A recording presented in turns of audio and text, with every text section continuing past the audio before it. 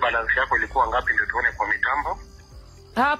Hapana, siwezi waambia ndio mniibie pesa. Ndio mniibie pesa. Ndio mniibie pesa. Sikiliza madam. Ke gani?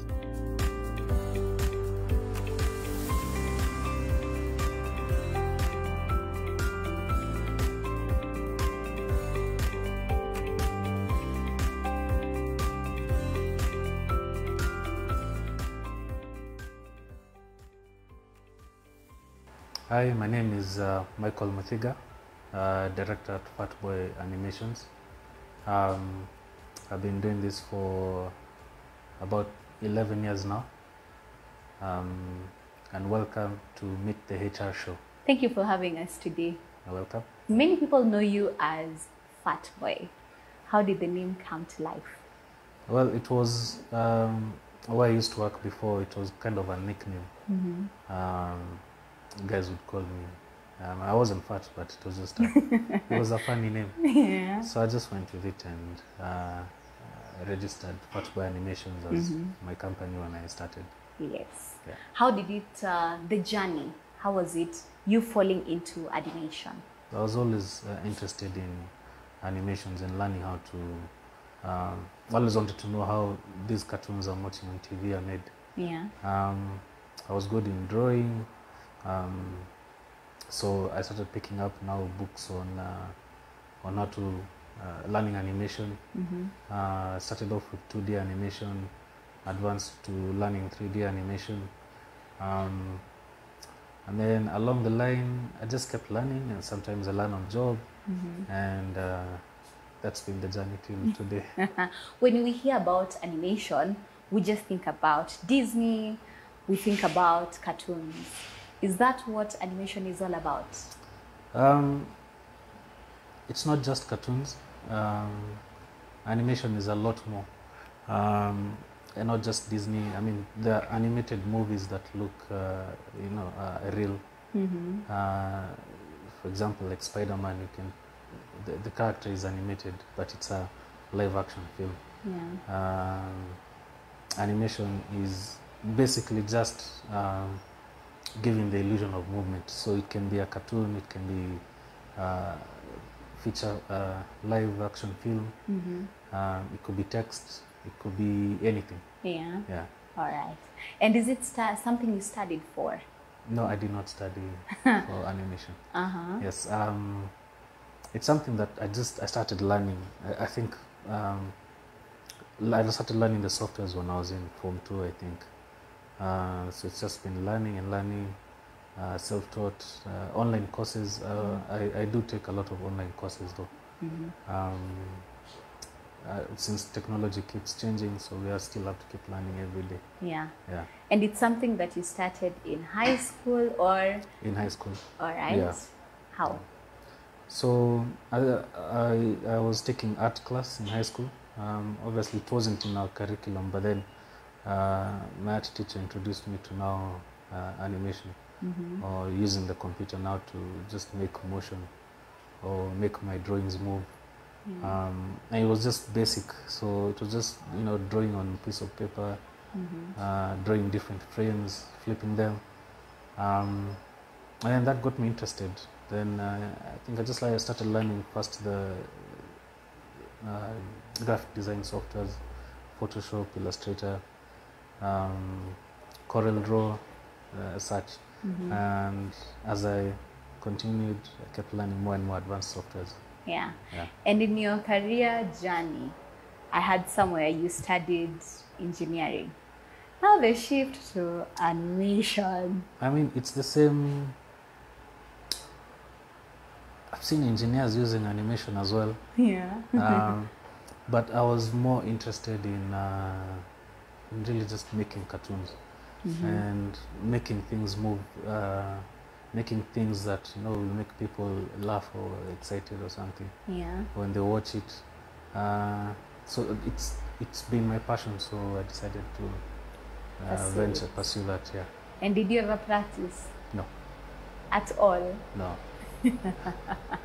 And what is the minimum requirement for one to become an animator? Well, it's I'd say basic understanding of the principles of animation. Okay. There's a lot of different expertise that are needed in animation. So again, it depends on which field of the animation you want to get into. All right.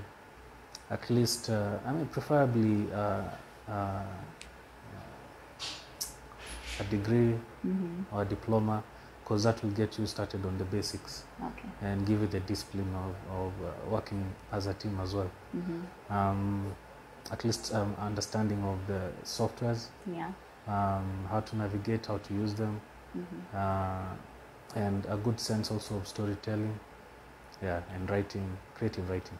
All right. Yeah. And in terms of applications, if someone is a beginner, which applications should they start with as they grow with time? I mean, there are very many applications out there. Yeah. But the principle is the same across The board. Yeah, so there are many like free trials, student versions. Blender, for example, is one that's free, but the principle just applies across all softwares. All right. So, but it's a good one to begin with. Okay. Yeah. Before we get the cartoon there, what is the process behind it? Well, we have to start first with the script, Okay. the storytelling. We need to come up with a story, a creative one, and from that script we can tell now, we have this character and this character. They should look like this or like that. We also have this kind of environment set up or background. So then we'll go into modeling the characters, modeling the sets and the backgrounds and everything. Then we'll now go into setting up a rig for the characters, texturing the characters, and then now setting up the scenes for animations, the layouts. Then we'll record the audio as well and add the audio to the scenes, and then the animators will create the motion now. Then the long process of rendering when it's done, Yeah. and then we have the final. Daddy, Yeah? si uko na simu ya nguvu na sheki uko na Facebook hapo. My friend, si unatumia pesa mob? Sio mob. By the time you get to such a process, you have to work with different people. Yes. Should an animator work concurrently with a graphic designer? It's good. Yes, they should work concurrently. But they're both doing different things in that process of the animation. Yeah. Yeah. So the graphic design is probably working on the look and the feel of the animation. Probably working on the texturing and maybe the colors or something. Yeah. And the animator is creating the motion. On the characters and stuff. And one can animate even if they don't know how to draw. Yes, one can animate even if they don't know how to draw. Yes. So that's why I'm saying that it's good to work in a team, because the person who can draw will draw. Okay. And the person who is good at sculpting will take that drawing and sculpt a character or an object out of it. Yeah. And the person that's good at rigging will rig the character for animation. Then the animator will do the motion. And can a graphic designer develop into becoming an animator? If they put the effort and the work into it, because it's a lot of work, understanding just the lighting. Yeah. Because there's motion graphic design as well. That's basically a graphic designer creating the motion using graphics. Yeah. You mentioned about principles. Could you tell us about the principles in animation? So there's the principles of animation, basically, squash, stretch. There's timing. There's 12 of them. I can't get all of them off the top of my head. Yeah. But I know them when I'm working. I know How you to go to around apply it. them. Yeah. So yeah. Okay. And with time, things keep on changing. So do you go for certain trainings, or how does it go? Softwares and the technology is always changing. Yeah. So if we upgrade to certain softwares or hardware, Sometimes we'll go for a training, or we'll just take the course online. Yeah. Yeah. And in your career, we can see that there are some awards here on your table. Yeah. Do they have an impact in your career? I mean, they do. I mean, it gives people, clients confidence in that, yeah, I mean, this guy has done a lot.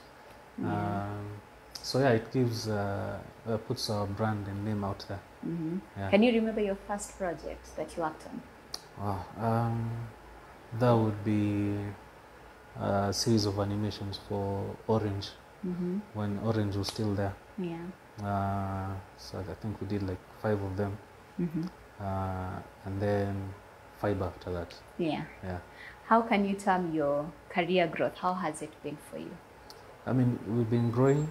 There've been challenges, but I mean, it's getting better. I mean, schools have opened. I mean, the challenge was also getting people who know how to do animation, or people who studied animation. Yeah. There were no schools to train as well, but now that has changed. Access to equipment, I mean, and even software has become cheaper and more affordable. Before trying to buy even the software, you mean you'd be coughing about what, like 3 million shillings, but now most softwares I'm seeing have changed to subscription based. Okay. So a lot of people can access them. All right. Yeah. Do you create your models from scratch? Yes, we create our models from scratch. And do you copyright them? Yes, we do. Does it have an implication, or why would you decide to copyright them? I mean, because anyone could, we could create a character, then create some amazing animations from them. Yeah. They could go up in value, you know. Then if we haven't copyrighted them, anyone else can pick it and use the same character to do their own stuff. All right. Yeah. Do you have mentees that you're working with? I am a mentor. Yeah. In business, yes. I do. All right. Yeah. And what has been your takeaway points from your 11-year career journey? I mean, it's been first making the right investments at the right time. Yeah. Managing resources as well. Getting investors. Yeah. Okay. And for one to start, do they need such big machines, or start no, from anywhere? I mean, they can start from anywhere. Yeah. Because I started from with none. Yeah, I mean, I was just drawing them on paper, and I had a very, very small machine.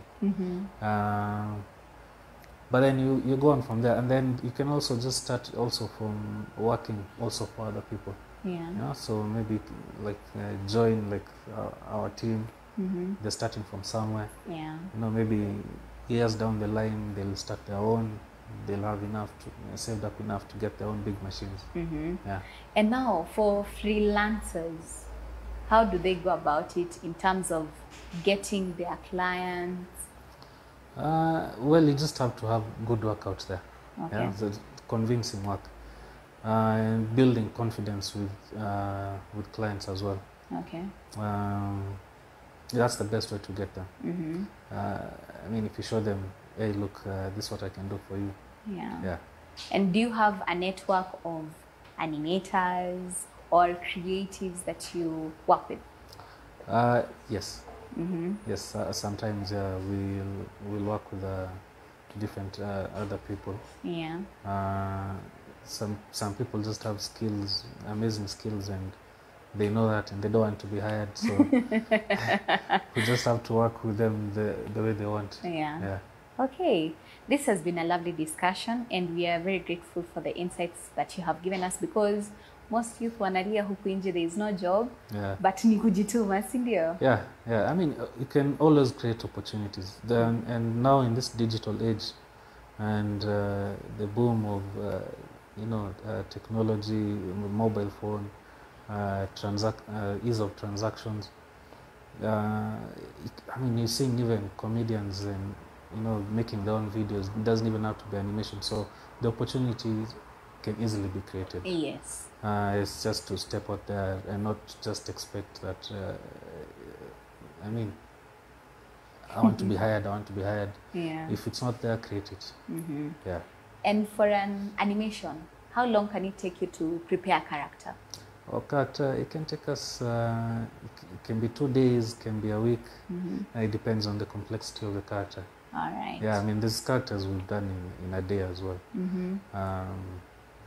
There's characters that's taken us months, depending on how complex it is.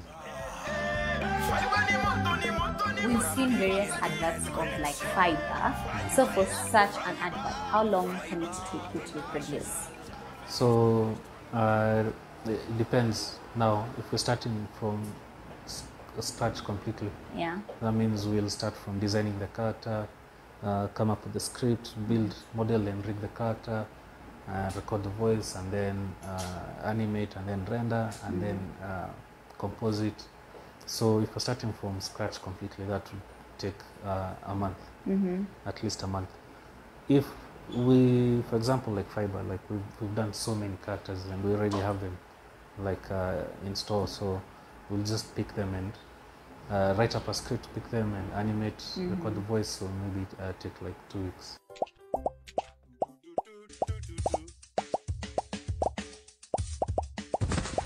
The team ran a marathon from point A to point B using fiber. Now, how long will it take her to reach point B? Niko kwa jam na kuletea gari uone. In terms of your pricing, how do you get to do that? Because someone can come with 200 and they're like, please design for me. So depends on the amount of the workload. Okay. And also the number of animations we'll do.